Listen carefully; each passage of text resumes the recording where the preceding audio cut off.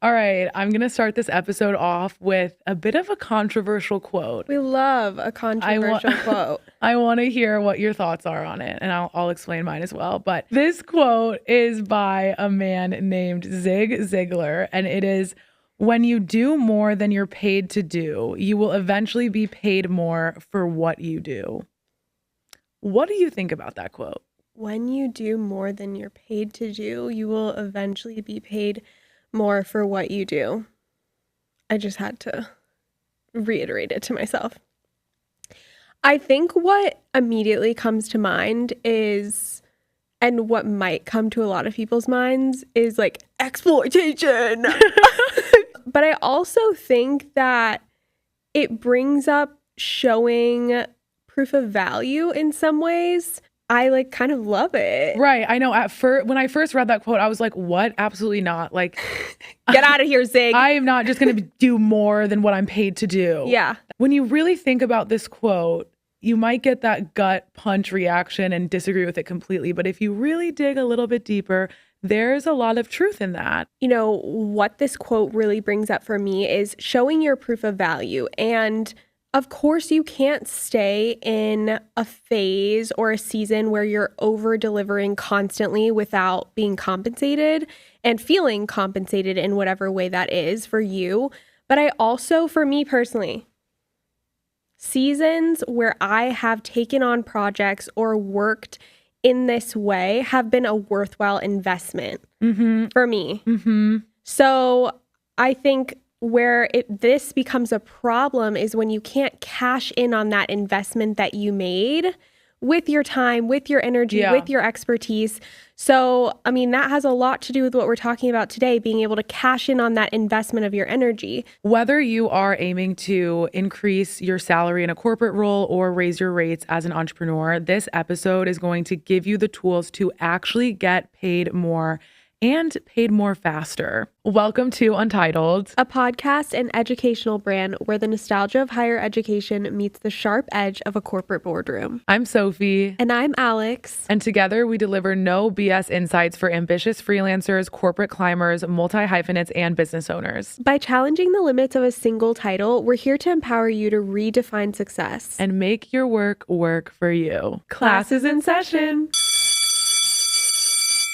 Lesson 1, and I have a story for you guys for this one, and some of you are going to not love this, but it really kind of goes back to what the first controversial quote was saying. So lesson 1 is sometimes doing work for free is the fastest way to get paid more. There is a ridiculous misconception that when you do work for free, you are undervaluing yourself. But the people who are preaching that narrative do not understand the value of the work itself.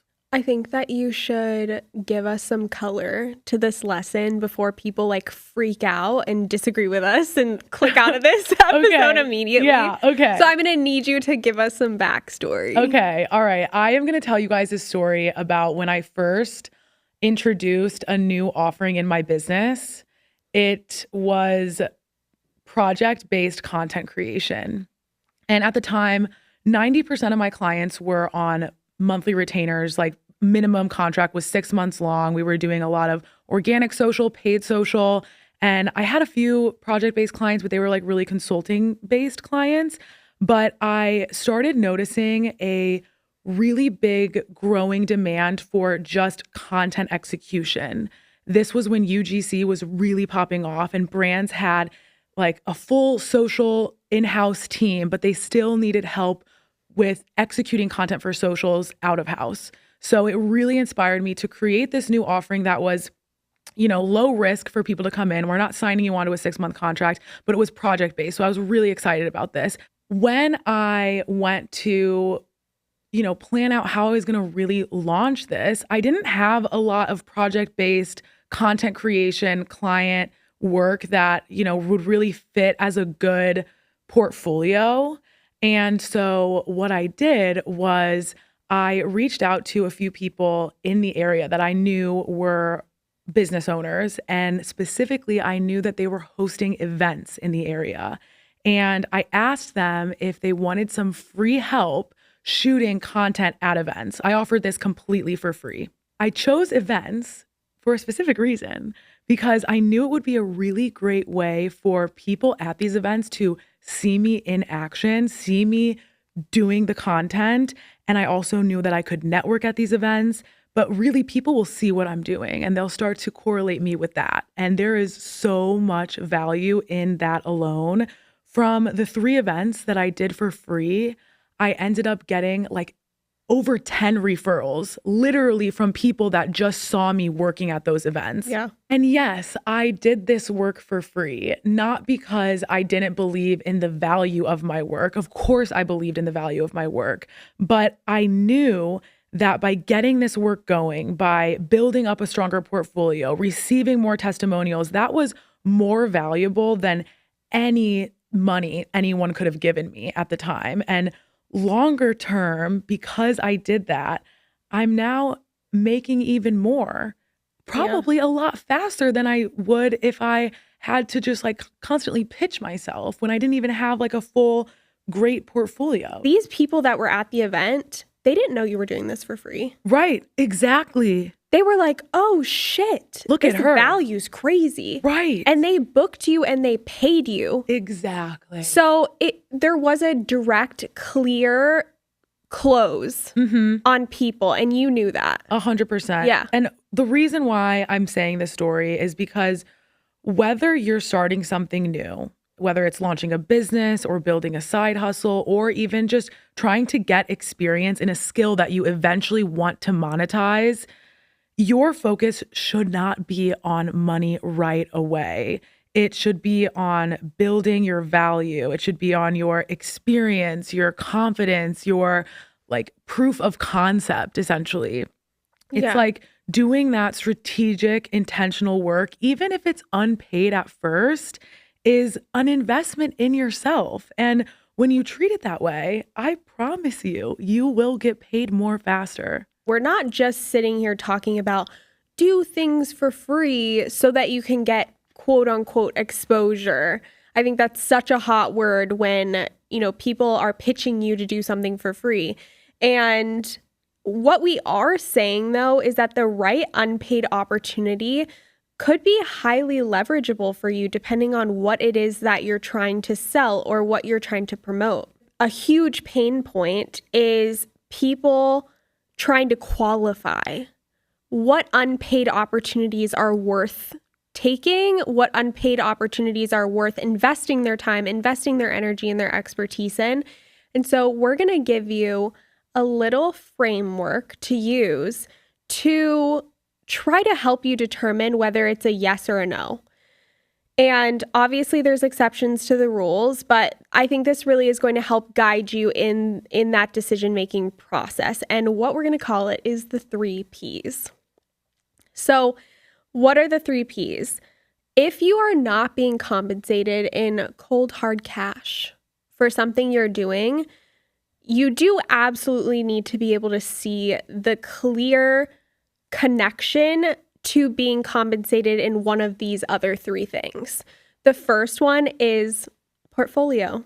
So is this opportunity that you're going to take, is it going to help you build your portfolio like it did for Sophie in this case? Also, if you have been providing a certain service and you want to pivot to attract different clients, this is really smart. If you currently have, 5 clients that you hate and you don't like doing the work for them, and you're like, I would love to do more of this, guess what? This is how you're going to pivot. You are going to go do a little bit of unpaid work to get that in your portfolio, and then your ideal clients are going to be able to see that and want to work with you. The second P is your pipeline. Again, this worked out great for Sophie in this situation. She is just an A+ student because she saw the clear direction to her pipeline. She knew that these people at the event were going to qualify her based on, oh, she's on her knees. She's crawling on the floor. She's getting those angles. The angles. Right? So she built out her pipeline very intentionally without it being like overt. The third P is practice. This is really if you just need the opportunity to be able to hone the skill that you're wanting to sell. Yeah, if you want to get experience in a skill that you want to end up monetizing, this is huge. If you are not able to qualify this opportunity with one of the 3 Ps, you're walking away. Walk away. It's the wrong unpaid opportunity. We're not saying take every unpaid opportunity. What we are saying is take the right ones. Okay, lesson number 2. You do not get paid for your time. You get paid for impact. One thing I want to get so clear in this episode is that your value, people might disagree with me on this, but your value is not based on how much experience you have, your credentials, where you went to school, what licenses and certifications you have, how many hours you work. Your value in any role that you hold is based on the outcomes that you are able to create. Even if you're working at a corporate role, they're not paying you for your time. Yeah, you might be working 40 hours a week. You might be trading 40 hours a week for a salary, but ultimately they're paying you for your ability to solve problems, drive results, and make someone else's job or their business better. Most people talk about what they do, not what they are able to deliver. So you have to be able to clearly articulate the outcomes that you're able to create. And this is what separates someone who stays stuck at the same rate or salary for years from someone who's constantly moving up, constantly booking more clients, and overall does get paid more. If you are in a corporate role, one of the most valuable things that you can start doing is tracking your impact and tracking the outcomes that you create, like really with numbers and all. And we actually have an entire episode on this. About this. We have a whole episode on this. But even if you're working in a freelance capacity or managing clients on monthly retainers, the same rule applies. Track your impact. Track the outcomes that you are helping create. What are you doing that is increasing revenue or improving efficiency? Yeah, I think there's a clear difference between, let's say you're a social media manager and you say, I post on social for my clients. That is very different than saying I helped increase revenue 40% from organic social content in Q1. I feel like in my brain, it's like so obvious. Why would you ever say I post to anyone? But that's what people are saying. I know. We talked about that's this. That's what people are saying. Like Sophie thinks this is so bizarre. No, I do think it's so bizarre. It makes me so sick that people put stuff on their resumes that isn't about the outcome that they're creating, and they're just listing out what they do in their job. Like, yeah, and I think though that it makes you sick because you know that they're making impact. Right. And that impact is falling into the canyon. Right. It's gone. It's gone. You need to get it. You need to track it. Overall, with this lesson, when you are able to show someone exactly what changed because they hired you, you're no longer just another service provider or employee that's, fallen in the canyon. You become an actual return on investment, and you need to be able to show why you're essential before you're just going to go in and ask for a increase in salary or increase your rates as a freelancer. Lesson number 3. Getting paid more isn't just about making your case. It's also about believing in the case that you're making. I think I personally have been really good about increasing my rates. I love to increase a rate. I love it because I never increase a rate without justification. 100%. Ever. So, and I think that really ties into this lesson because you need to be confident. Mm-hmm. You need to believe what you're saying and believe in the impact that you're making. Mm-hmm. It's not just about tracking it. It's also believing in yourself and what you're offering the organization or the client or the team that you're on. I also think that the lack of pricing transparency is a huge factor as well, especially in the freelance space. I'm self-employed. I'm a freelance brand manager, and I've seen everything from 0 prices listed on a website to like a menu. I'm like, this is not a goddamn restaurant. Like we got to leave something to the imagination. I'm dead. I think it hurts you both ways. If you have zero pricing, you're wasting people's time. I have zero pricing on my web. Actually, no. In my No, contact, you have some. I yeah. have You have a range. I have a range. It's a very large And you have a range. starting at though as well. Okay. Yeah. Yeah. I have a very large range. Yeah. And I would say even if your range is large, that's better Right. than I listing agree. no pricing. I agree. Because you're not going to be for everyone. Get over it. Yeah. You're just not. So I think you need to help your potential customer, your potential client qualify you. So I think being very clear about that. I mean, even in a corporate setting, I wish that more companies were very transparent upfront about how much they're going to pay you. They are now. They just have this law. I don't think they're listening. You have to list out how, if you're in New But York. they're lying. They're lying. Like I've been on interviews because if you should be interviewing, even if, I mean, I think we say that in another episode, but you should interview like every 6 months just to keep the muscle strong. I tell everyone that. It's so important. Doesn't matter if it's your intention to get hired somewhere. I don't care. They waste your time. We're going to waste theirs. But I think that I've been on interviews where they're like, oh, 140. And you like get on the interview and they're like, it's 90. I'm like, you guys are wasting your time. You're wasting. Who at 90K is about to interview with you when you've listed pretty 140? Common for a company like that, like corporate 100%. companies, to be wasting your fucking time. 100%. So I think by just showing a level of transparency, I think you are going to just weed out hours and hours of wasted time. I also think a big concern with advocating for yourself and charging what you're worth is being scared that you are not going to be accessible to somebody. And there's ways to go about being accessible without undervaluing yourself. I think I'm a huge believer in consult calls. If you have built yourself up to a certain level of expertise and you still want to be able to work with small businesses, you still want to be able to work with businesses that don't have these large budgets, a really impactful way for you to still service them is through consult calls. Yes, this is the most affordable option that I offer in my agency. I don't even really list it in the range. It's not something that I'm like trying to like number one sell right now, but when I do have a company, I just had this really amazing company in South Africa that's a wine company. So cool, so amazing. I love the owner, and he wanted to work with me, but South Africa is a lot different. In South Africa, labor like this is a lot cheaper.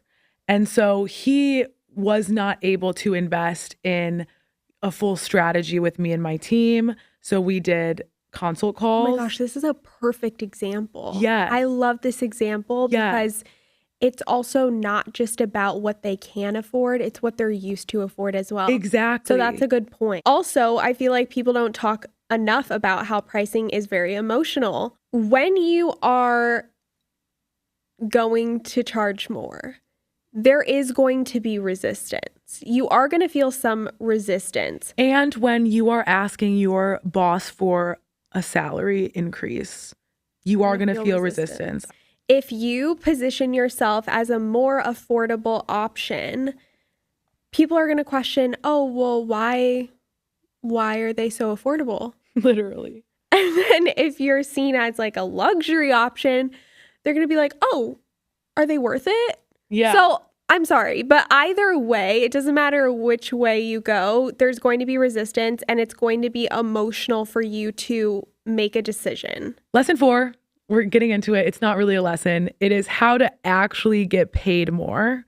And we're sharing some scripts that we've used that have been really helpful. We're going to split this into 2 parts. One is how to tell your client your rates are increasing, and 2, how to ask your company or your boss for a raise if you are working full-time in a role. But before you do any of this, you need at least 3 to 6 months of accurately measuring the impact that you're creating. So again, if you have not listened to episode 4 on how to track your wins, please go do that right now and come right back. I'm going to say out loud a script that I've used, and I'll also include it in the homework. Yeah. As a reference, Perfect. Just for you guys to customize them.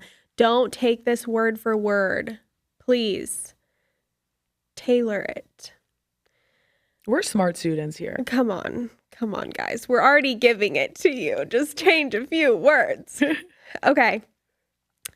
This would be the perfect thing to say to a client that maybe you've been working with for a while. Those are the hardest conversations. The reason I'm providing this script over, let's say, a new client and explaining your rates is it's always the ones that you've been working with for 6 months, a year, a longer period of time, trying to tell them why your value has increased. And you should be able to do that if you've been tracking. So this is my script for you. As my work continues to evolve and I've expanded my expertise in insert whatever you do, I'm updating my rates to reflect the impact and depth of the services I provide. I'm so proud of what we've built together so far, and I'm excited to continue driving specific result. Where is it? Forward in this next phase. You can see like focusing on value, not just price, is really important in introducing this conversation. Yeah, I think this could also be so controversial, and we might have to cut it out if you feel that way. If you, when you're raising your prices, are saying inflation, cost of living. Oh, hell no. X, Y, and Z. No one cares about your cost of living, ho. Let's be fucking for real. No, you can't be like, I'm increasing my rates. We're keeping this? Right. You can't be like, I'm actually like having a baby, so I'm increasing my rates. I don't give a fuck. No. What are you doing for me? No, actually, no. So, okay, I'm glad I said that. Yeah. Okay, because I feel like that's so controversial. And I'm like, I don't even feel bad. You know what that tells me?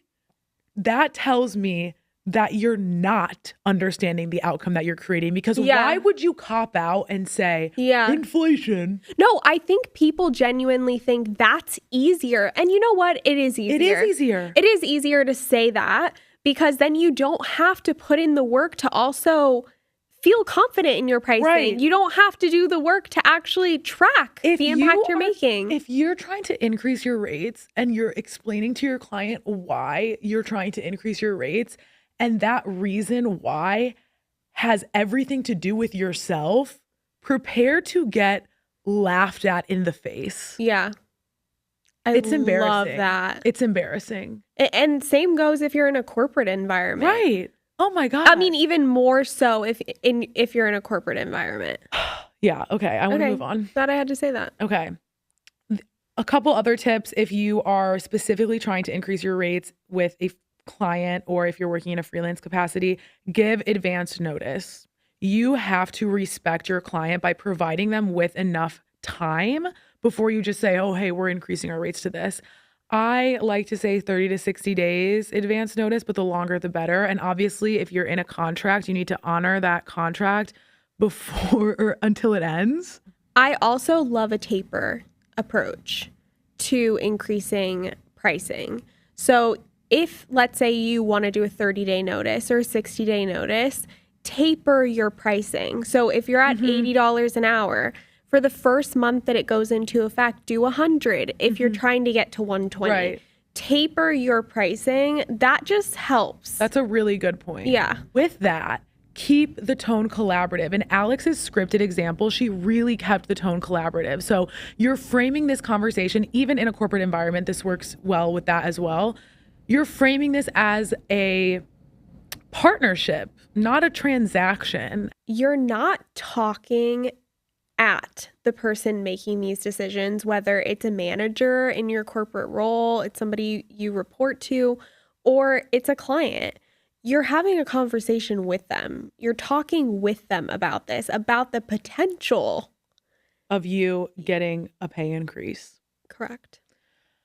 The last thing I'll say with client stuff, this goes completely with keeping the tone collaborative, is I've absolutely recommend to give them another option with scope that does fall into the budget that they're used to. So maybe you do decrease scope a little bit, but only do that if you're confident that you can still provide results with that decreased scope. I would also say don't offer this until you're getting pushback. Yeah, unless you're getting pushback. But again, this is about keeping the tone collaborative. So if you're having this conversation with them and they're like, I really can't afford to pay you more for this, this is another option that you can fall back on. We have office hours and they're in our DMs every Tuesday and Thursday. We look at our DMs and we answer our questions. So if you have any specific questions, DM us. We got you. Next, I want to talk about how to ask your company or your boss for a raise. This is the last one we have in this episode. A lot of it is very similar to what we just mentioned if you're an entrepreneur or if you work with clients. But the first thing I want to say is you need to be making sure you're having this conversation about compensation with your direct report or boss on a regular cadence. This is something I talk about in almost every one-on-one I have with my boss. This is something that should be normally talked about.